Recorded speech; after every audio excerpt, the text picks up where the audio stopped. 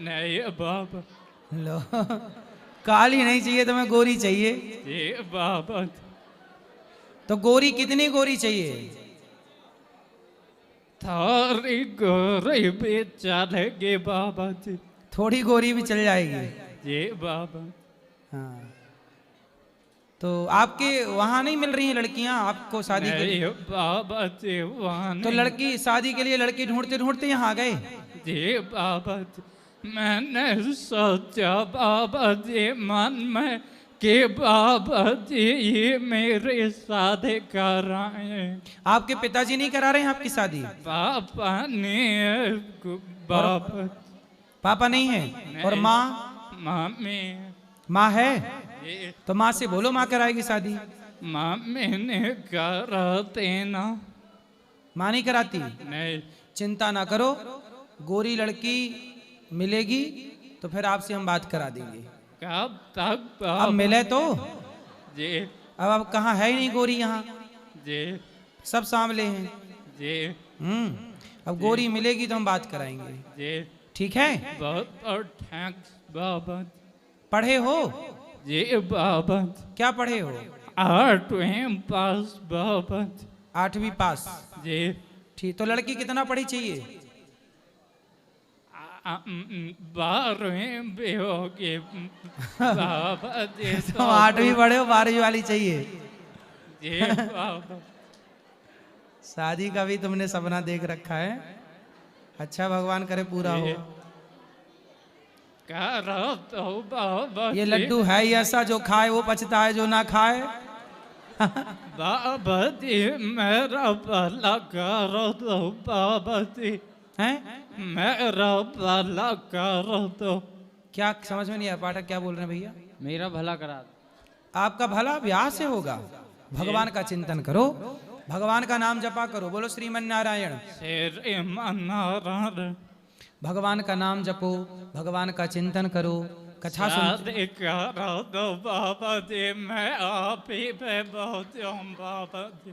तब तक जब तक आप मेरी शादी नहीं करते। आपकी आवाज को क्या हो गया, ऐसे क्यों बोल रहे हो? पैरालाइज बाबा जी। हैं? पैरालाइज। अच्छा, पैरालिसिस हो गया आपको? जी। कब हो गया ये? बचपन में बाबा जी। बचपन से ही हो गया। जी। आप भगवान का नाम जपा करिए, जी। भगवान का नाम जपिए, भगवान का चिंतन करिए, जी। और आप ठीक हो जाएंगे। योग किया करिए थोड़ा सा, जी बाबा। ठीक हो जाएंगे। हो जी। जाएगा ब्याह, ब्याह का क्या है। जी बाबा। आप ही करोगे बाबा जी।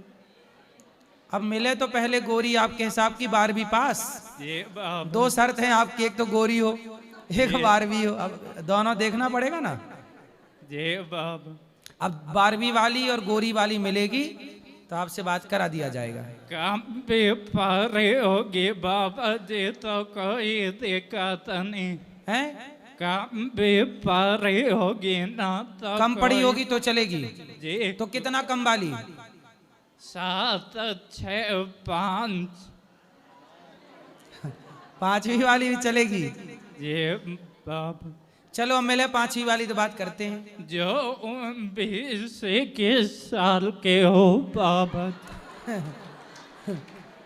जो 21 साल की हो। जी। 21 से कम की नहीं? जी और 21 से ज्यादा की हो, 22 की हो तो? 22 के हो तो वो नहीं चले। वो नहीं चलेगी? नहीं बाबा। 21 की चाहिए? जी। अब आपकी शर्तें हम देखते हैं कहाँ फिट बैठती है। जी बाबा। देखते हैं, अब खोज करते हैं। जी बाबा। बहुत बहुत थैंक्स। खुश रहो, खुश रहो। जय श्रीमान नारायण गुरु जी जी आपके चरणों में कोटि कोटि प्रणाम। जी। बोल रहा कि हम लोग लेफ्ट साइड या राइट साइड में जो तिलक लगाते हैं, ठीक है, तो उनका तो एक पैर नारायण का होता है, दूसरा भी नारायण का होता है, वो नीचे वाला अंश वो राधा रानी का होता है। तो भगवान को क्यों तिलक लगाया जाता है सेम टू सेम? भक्त इसलिए तिलक लगाते हैं कि ये भगवान के चरण हैं, और भगवान इसलिए तिलक लगाते हैं कि ये भक्त के चरण हैं। भक्त भक्त भगवान का ध्यान करते हैं और भगवान भक्त का ध्यान करते हैं, दोनों एक दूसरे का ध्यान करते हैं। दूसरा प्रश्न है वासुदेव और माता कुंती भाई बहन है दो, तो उनका जो लड़का है अर्जुन और मतलब क्या बोले, वासुदेव का जो लड़का है जो भगवान श्री कृष्ण है, उनका बहन जो माता कुंती है, और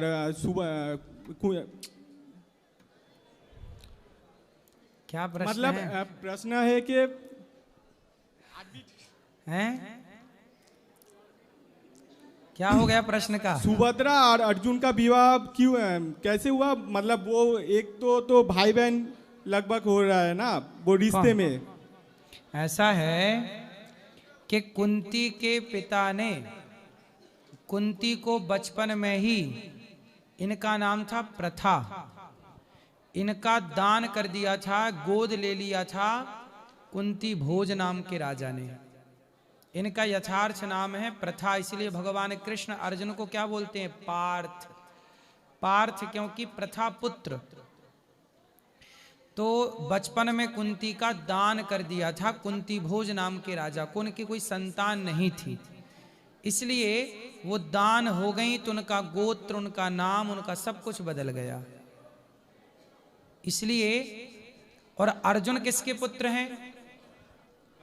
अर्जुन इंद्र के पुत्र, इंद्र के पुत्र हैं। इंद्रपुत्र अर्जुन हाँ। है, लेकिन माता कुंती ने तो वो तो दान कर दिया, वरदान से मांगा था। वो दान कर दिया, अच्छा, बचपन में ही उनका दान हो गया था, इसलिए उन्हें कुंती भोज की बेटी के नाम से जाना जाता है। कुंती भोज की बेटी हैं ये। और तीसरा प्रश्न है गुरुदेव, जो दुर्गा पूजा में देखते हैं, दुर्गा पूजा का टाइम पे जो माता लक्ष्मी, सरस्वती, गणेश जी, कार्तिकेय जी है, वो पांचों का आपस में क्या संपर्क है? दुर्गा जी, कार्तिकेय जी, लक्ष्मी और सरस्वती जी एक साथ आते हैं ना कहाँ? वो पूजा में, दुर्गा पूजा में। दुर्गा पूजा में सब एक साथ आते हैं। कहाँ से आते हैं? नहीं, दुर्गा पूजा में आते थे, वेस्ट बंगाल पे देखते हैं, वेस्ट बंगाल पे हम रहते हैं उधर। झांकी बन के आती हैं। हाँ, झांकी? झांकी नहीं, दुर्गा पूजा का टाइम अक्टूबर मास में जो आता है ना, हाँ, वो पांचों एक साथ आते हैं, फिर 4 दिन रहते हैं, उसके बाद चले ऐसा जाते है ना। हैं। देखो शंकर जी के परिवार में कितने लोग हैं? शंकर जी, दुर्गा जी, पार्वती मैया दुर्गा, शंकर जी, पार्वती मैया, गणेश जी और कार्तिकेय जी और नंदी महाराज। लक्ष्मी और सरस्वती जो आते हैं साथ में। लक्ष्मी सरस्वती जी भी आ जाएं, लेकिन लक्ष्मी तो नारायण की पत्नी है और सरस्वती जी ब्रह्मा जी की पत्नी है, तो अलग अलग हैं। फिर देखो ऐसा है, निमंत्रण यदि आप दोगे तो गांव भर के आएंगे, और नहीं दोगे तो नहीं है। तो शंकर जी सबको बुलाएंगे, निमंत्रण दे के आप बुलाओगे तो सब आ जाएंगे। और मेरा चतुर्थ प्रश्न है, जो गुरुदेव हम लोगों को लेदर का सामान यूज़ करना नहीं चाहते, तो हमको एक फ्रेंड ने बोला जो तुम्हारा जो गुरुजी है वो कार में जो जाते हैं वो तो लेदर का सीट बना हुआ है। कौन सी कार में लेदर की सीट है? वो BMW में है। तो हमारे पास BMW कहाँ है? नहीं, कभी कभी आप जाते हैं ना वो।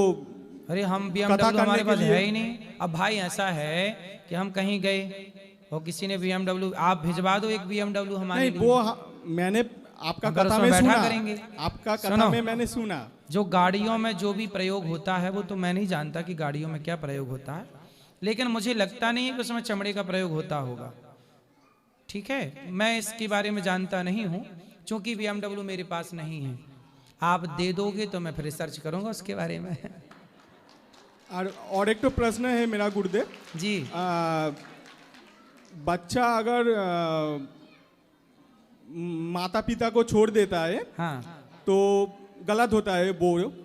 अगर माता पिता ही बच्चा को अलग कर देता है तो उसका क्या होगा? होते हैं कुछ माँ बाप मेरे साथ हुआ। आपके माँ बाप ने आपको अलग कर दिया? अलग कर दिया, बोला जो तुम अलग से रहो, हम अलग से रहेंगे। क्यों ऐसा कर दिया? बोला कि ज्यादा खर्चा हो रहा है, मेरा बीवी झगड़ा करती है। आपकी पत्नी झगड़ा करती है? हाँ, बोल रहा है। तो आपकी पत्नी को आपने समझाया नहीं काहे झगड़ा करती है? हाँ, हमने समझा है।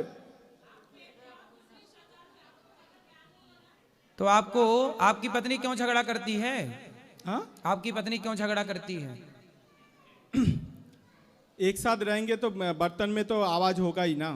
तो पत्नी की आवाज काहे निकल रही है ज्यादा? नहीं, दोनों के ही आवाज, इसीलिए तो मैंने कुछ नहीं किया। तो आप छोड़ के आ गए? नहीं, छोड़ के आए नहीं, अलग रहते। देखो, पत्नी भी रहे, माँ भी रहे, साथ में रहो, सब मिलजुल के और प्रेम से रहो। ऐसे झगड़ा करके अलग अलग होना सही नहीं होता।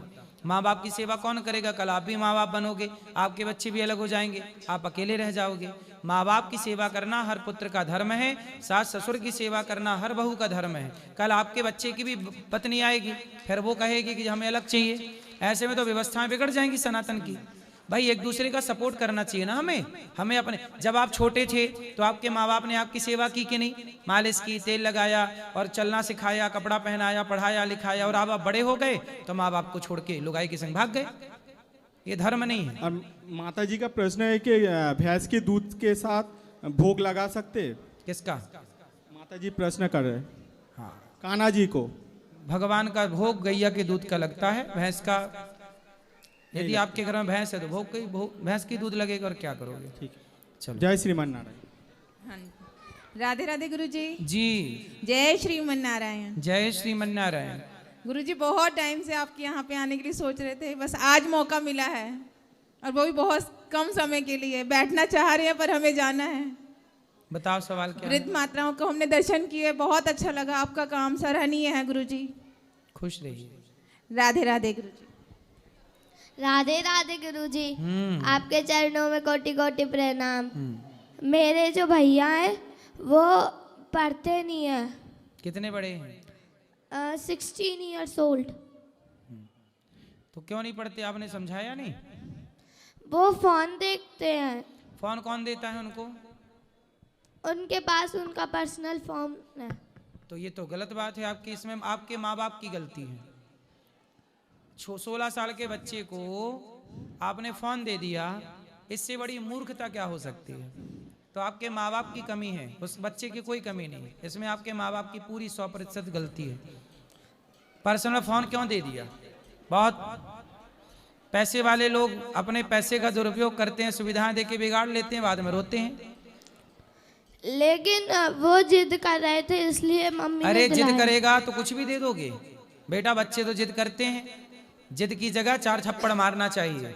जिद किया था जिन्ना ने तो लोगों ने पाकिस्तान दे दिया उसको। 4 थप्पड़ मारे होते तो भारत के टुकड़े ना होते। ये जिद्दी लोगों को थप्पड़ मार के समझाया जाता है, देख के नहीं। जिद करोगे तो कुछ भी मिल जाएगा। राधे राधे गुरुजी, बस यही मेरा प्रश्न तो था। अपने माँ बाप को बोलना। कहाँ माँ बाप आपके? मेरे वो रहे, मेरी मम्मी आई हैं। तो आपकी माँ गलत है, फोन दे रही हैं बच्चे को।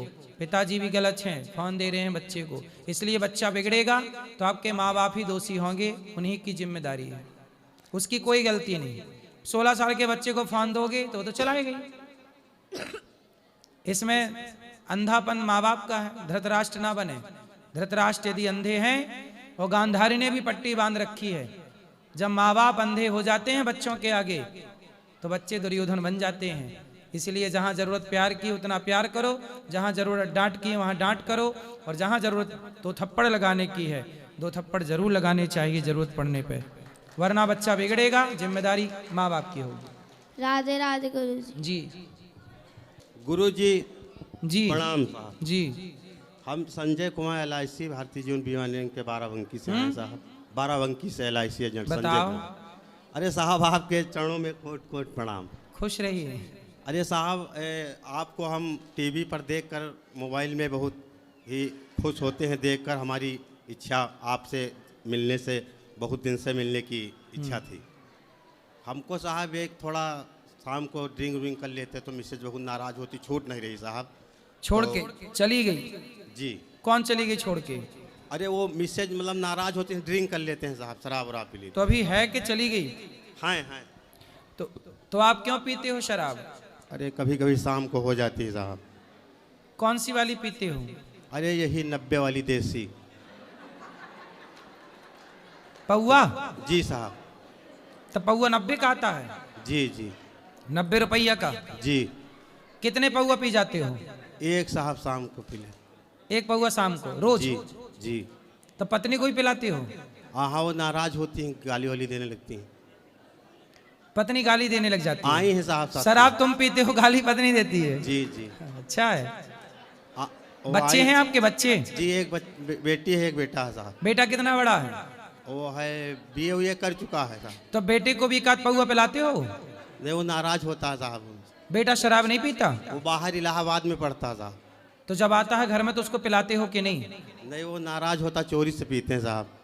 आप चोरी से पीते हो? जी जी। तो आज तो चोरी पकड़ी गई। जी जी। अब नहीं पीना। शराब पीना फायदा है? इससे कोई फायदा है? नुकसान होता है साहब, लेकिन मन नहीं मानता साहब। तो मन को मनाओ। जी मन यदि नहीं मानता तो ये मन आपको बीमारियों की ओर तो ले जा रहा है, आपकी हानि करा रहा है। मन को इतना भी आजाद ना छोड़ दो कि मन आपको गटर में ले जाके गिरा दे, गलत जगह पे ले जाके गिरा दे। मन को थोड़ा तो कंट्रोल करो। कहाँ मन लगाएं? शराब पीने से किसी का भला हुआ है कि आपका होगा? हालात बर्बाद हो गए साहब शराब पी के लोग। जी जी। अच्छे अच्छे लोग बर्बाद हो गए। तुम किस खेत की मूली हो? इसलिए शराब ना पीना जी यही ठीक है। और पियो तो फिर अपना नाश जी जी। देख लोगे अपनी आंखों से। प्रणाम साहब। अब नहीं पियोगे ना? अब नहीं पियेंगे साहब। पक्का? जी, खाओ माँ कसम के नहीं पियोगे? कसम से साहब नहीं पियेंगे। माँ कसम?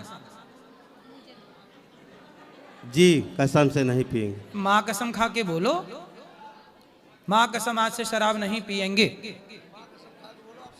बोलो। अरे कसम से साहब पियेंगे नहीं गे। किसकी कसम? किसकी कसम हाँ, हमारी। है? माँ की कसम खाओ। नहीं नहीं पियेंगे साहब, दिल से ही नटा देंगे। माँ की कसम खा के बताओ। जी, नहीं पियेंगे साहब। माँ कसम खाओ। आज के बाद साहब नहीं पियेंगे। जी, प्रणाम साहब।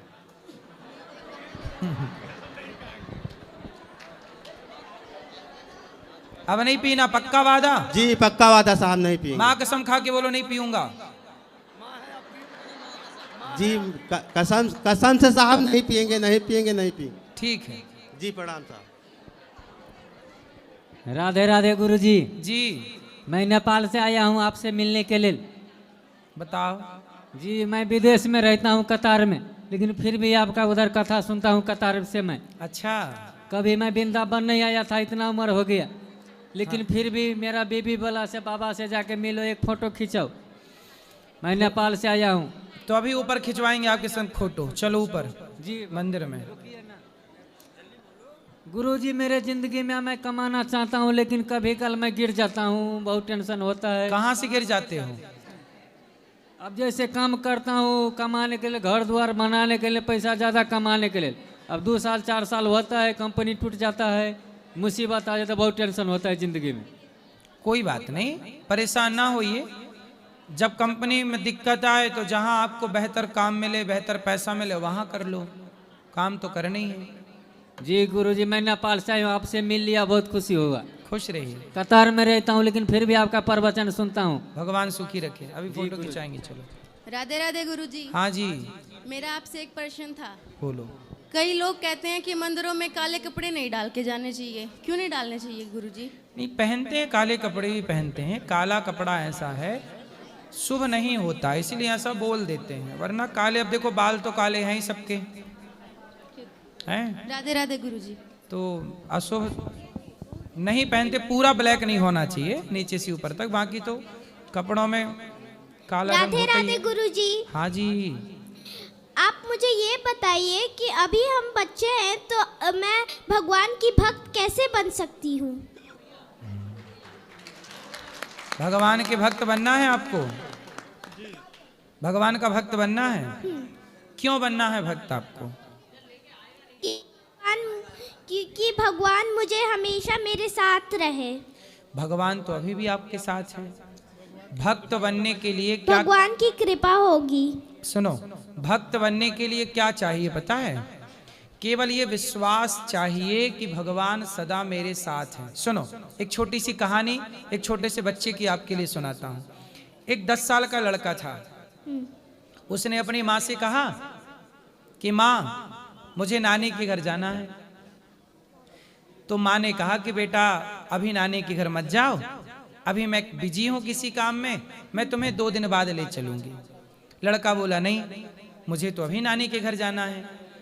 अच्छा, उस लड़के का घर रेलवे स्टेशन के पास था और रेलवे स्टेशन से अगला जो स्टेशन था वो नानी का घर था। तो बच्चे ने जिद की, सुनो बेटा ध्यान से सुनो, बच्चे ने जिद की और माँ ने उसकी जिद मान ली। माँ बोली अच्छा एक काम करो, तुम्हें नानी के घर जाना है, मैं मामा को फोन लगा देती हूँ, तुम्हारे अगले स्टेशन में तुम्हें मिल जाएंगे, ट्रेन आ गई है, बैठ जाओ।